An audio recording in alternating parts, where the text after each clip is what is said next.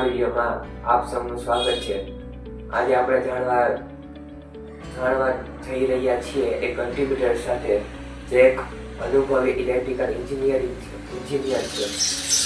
આજના આ વિડીયોમાં આપણે તેની વિશે જાણશું કે કરિયર, સ્ટ્રગલ, મોટિવેશન અને સક્સેસ તેમણે કેમ પામ્યું, તેના સતત શીખવાની ભાવનાથી તેમને કેમ રસ્તો મળ્યો। તો જો તમે સ્ટુડન્ટ છો, ઇલેક્ટ્રિકલ એન્જિનિયર બનવા માંગી રહ્યા છો તો આ વિડીયો ખાસ તમારી હાટુ જ છે। મારું નામ તેરી સુહાન છે।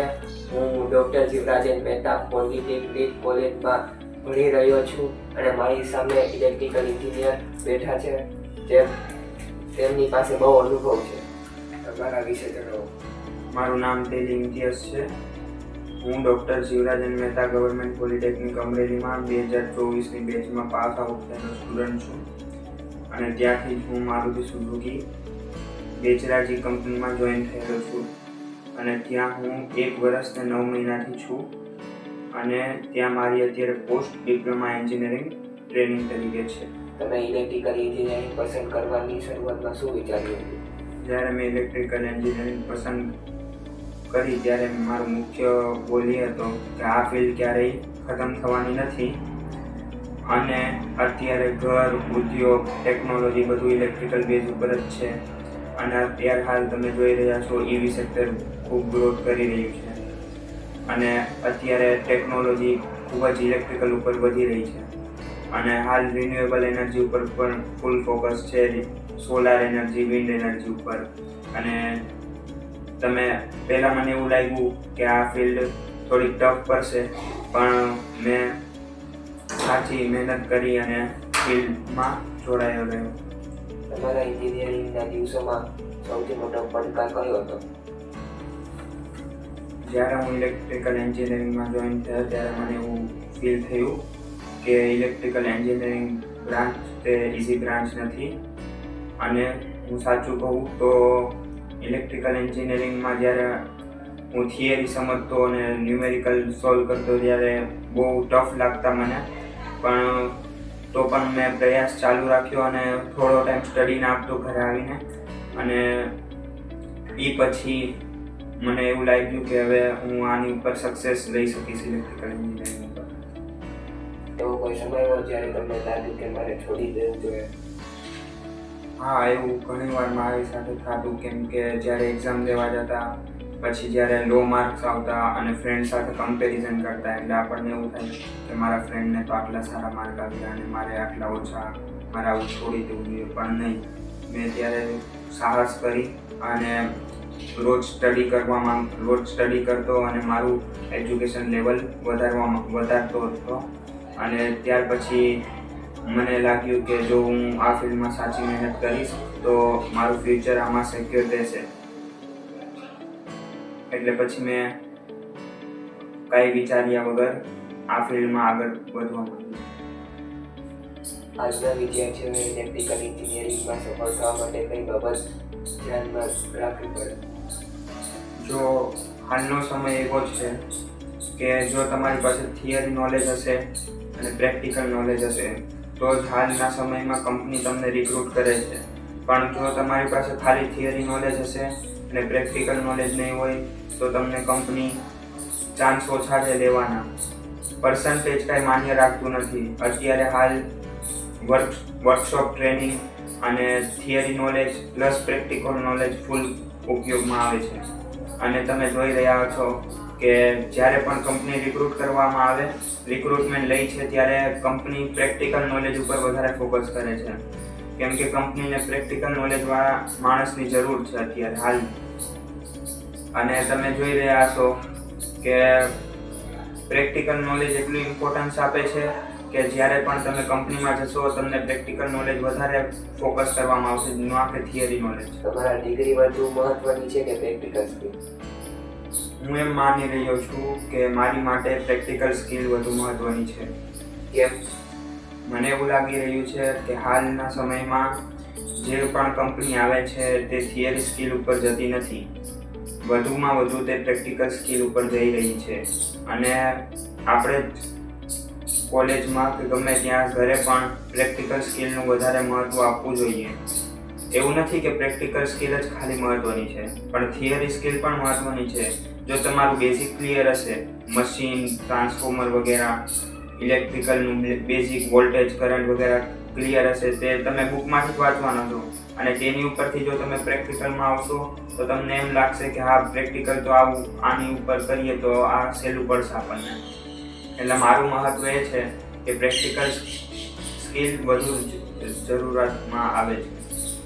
જે વિદ્યાર્થી નબળા અથવા ગામડા જેવા બેકગ્રાઉન્ડ વિસ્તારમાંથી આવે છે તેમને તમે શું સંદેશ આપશો? જો વિદ્યાર્થી કોઈ દિવસ તેની ડેસ્ટિની ઉપર ડિસાઇડ થતો નથી. હું મારી વાત કરું તો મેં મારા એન્જિનિયરિંગ સમયમાં હું ઘરે બેસીને જ સ્ટડી કરતો. કોઈ દિવસ મેં ટ્યુશન ક્લાસીસ નથી લીધા કે યુટ્યુબ ક્લાસીસ પૈસાથી નથી લીધા. હું મારી જાતે મહેનત કરતો ઘરે. અને હું એવા વિદ્યાર્થીની વાત કરું કે જેનું બેકગ્રાઉન્ડ થોડુંક ઓછું હોય, તો હું એને પણ એમ કહેવા માંગુ છું કે તેને પણ પૂરો એફર્ટ્સ આપવો જોઈએ એની સ્ટડી ઉપર. અને કોઈ એવું નથી કે ટ્યુશન ક્લાસીસની જરૂર છે આપણે કે આ ટ્યુશન ક્લાસીસમાં જવું જ પડશે, એવી કાંઈ બોલી નથી. જો હું તેને એમ એક જ વાત કહેવા માંગીશ કે તેને પૂરો એફર્ટ્સ આપવો જોઈએ અને એક્ઝામમાં પૂરી મહેનત કરીને પાસ સક્સેસ થવું જોઈએ. આજના સમયમાં ઇલેક્ટ્રિકલ એન્જિનિયર માટે શું ફ્યુચર ઓપોર્ચ્યુનિટી જુઓ છો? જો હાલ તમે જોઈ રહ્યા છો કે EV sector, renewable sector, grid system, આ બધું ઉપર વધુ ફોકસ આપે છે સરકાર. અને તમે જોઈ રહ્યા છો કે સોલાર ઉપર સબસિડી પણ સરકાર આપી રહી છે. જો આપણે વધુમાં વધુ સોલાર એનર્જીનો ઉપયોગ કરીએ, વિન્ડ એનર્જીનો ઉપયોગ કરીએ, તો આપણે નોન રિન્યુએબલ એનર્જીને ઓછી માત્રામાં ઉપયોગ કરી શકીએ. તો તેનાથી કોલ આપણું વધુમાં વધુ બચવાનું છે અને થર્મલ એનર્જીનો આપણે ઉપયોગ ઓછો કરીશું. તેથી હું આ કહેવા માંગુ છું કે વધુમાં વધુ solar energy, EV base system ઉપર વધુમાં વધુ ફ્યુચર અત્યારે છે. સફળતા મેળવવા માટે તમારી સૌથી મોટી શીખ કઈ રહી છે? જો સફળતા કંઈ એક દિવસમાં મળતી નથી. જો તમારે સફળતા મેળવવી હોય તો તમારે રોજ થોડું થોડું ઇમ્પ્રુવમેન્ટ તમારી લાઈફ સ્કિલમાં લેવું પડે છે.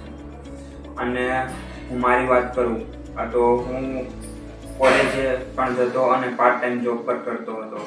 તો એવું નથી કે તમે કાંઈ ટ્યુશન ક્લાસીસ રાખો કે આ યુટ્યુબ ક્લાસીસ રાખો તો તમે આગળ વધી શકો છો. હું મારી વાત કરું કે મેં પાર્ટ ટાઈમ જોબ પર કરી અને હું કોલેજ પણ જતો અને પ્લસ મારા લાસ્ટમાં 9.29 CGPA પણ આવેલા છે. એટલે મારું સક્સેસ મને ઘરે પ્રેક્ટિસ કરતો, હું પ્રેક્ટિકલ સ્કિલ મારી વધુમાં વધુ ડેવલપ કરી અને થિયરી સ્કિલ મને જે કોલેજે કરાવતા તે પણ મને ઘરે આવીને હું પાછી પ્રિપરેશન કરતો, તેથી મને સફળતા મળવામાં હાસિલ રહ્યો. જો તમને તમારા યંગર સેલ્ફને સલાહ આપવાની તક મળે તો તમે શું દેશો? હું પહેલાં તો એને એમ જ કહીશ કે તમે ટાઈમ બગાડશો નહીં. સારી કોઈ એવી ફિલ્ડ ઓપોર્ચ્યુનિટી મળે તો એમાં તમે સ્ટડી માટે જાઓ. હાલના સમયમાં એવું છે કે યંગર ડિસાઇડ કરી શકતા નથી કે 10th પછી આપણે શું લેવું, સાયન્સ લેવું, કોમર્સ લેવું, આર્ટ્સ લેવું, ડિપ્લોમા લેવું, શું લેવું. તો હું એને એમ જ કહેવા માંગીશ કે તમારે જે ફિલ્ડમાં વધુમાં વધુ ઇન્ટરેસ્ટ હોય તે ફિલ્ડમાં જઈ અને ત્યાં પૂરો તમારો પ્રયાસ કરો, તમારો પૂરો એફર્ટ્સ આપો અને તે ફિલ્ડમાં તમે સક્સેસ લાવો. હું હાલના સમયમાં વાત કરું તો ડિપ્લોમામાં ઇલેક્ટ્રિકલ એન્જિનિયરિંગ વધુમાં વધુ અત્યારે ચર્ચામાં રહી છે, કેમ કે તેમાં અત્યારે EV sector, solar sector, grid system ઉપર ફૂલ ફોકસ આપે છે સરકાર પણ, અને રિન્યુએબલ એનર્જી હાલમાં વધુમાં વધુ ગ્રોથ કરવા માંગે છે. તો હું યંગર સેલ્ફને એ જ સલાહ આપું છું કે તમે તમારો ગોલ ડિસાઇડ કરીને રાખો પહેલેથી અને સાચી ફિલ્ડમાં તમે આગળ વધુ મહેનત કરો. જે યુવાનો આજે કન્ફ્યુઝ છે જોબ કે બિઝનેસ, તમે તમને શું માર્ગદર્શન આપશો? હું એને માર્ગદર્શન આપીશ કે ઘણા યુવાનો કેવું કરે છે કે આપણે કોઈ પણ ડિગ્રી કર્યા પછી કે જોબ કરવી નથી, કોઈ એમ કહે છે કે આપણે ધંધો કરવો છે, કોઈ એમ કહે છે કે મારે યુટ્યુબ ચેનલ બનાવવી છે, હું યુટ્યુબમાં આગળ વધીશ. પણ તેમાં એવું થાય છે કે એ પૂરો એફર્ટ્સ નથી આપતા. તે ગમે તે ફિલ્ડમાં જાય છે, પૂરો એફર્ટ્સ નથી આપતા. જોબ કરે છે તો તેને એમ થાય છે કે જોબમાં આપણે શું આગળ વધીશું, તો પછી તે બિઝનેસ કરે છે, તો બિઝનેસમાં 50% એફર્ટ આપે છે, પછી તે છોડી દે છે. તો એવું ના કરવું જોઈએ. અને જો યુટ્યુબ બિઝનેસ કરવો હોય તો તેને યુટ્યુબ ઉપર પૂરો ફોકસ આપવો જોઈએ. હું તેને એમ કહેવા માંગીશ કે તમે જે પણ ફિલ્ડમાં જાઓ, જોબ કરો, યુટ્યુબ ચેનલ બનાવો કે પછી પોતાનો બિઝનેસ કરો, તો તમે પૂરો પ્રયાસ આપો કે હું આમાં પૂરો 100% મારો એફર્ટ્સ આપીશ અને હું આ ફિલ્ડમાં સક્સેસ લઈશ. તમારો ખૂબ ખૂબ ધન્યવાદ. તમારો કિંમતી સમય આપીને તમારો અનુભવ શેર કર્યો તેની માટે હું આભાર છું તમારો. આ વિડીયો તમને જરા પણ મોટિવેશન આપ્યું હોય તો આ વિડીયોને લાઈક કરો, શેર કરો, કમેન્ટ કરો અને સબસ્ક્રાઈબ કરવાનું ન ભૂલો.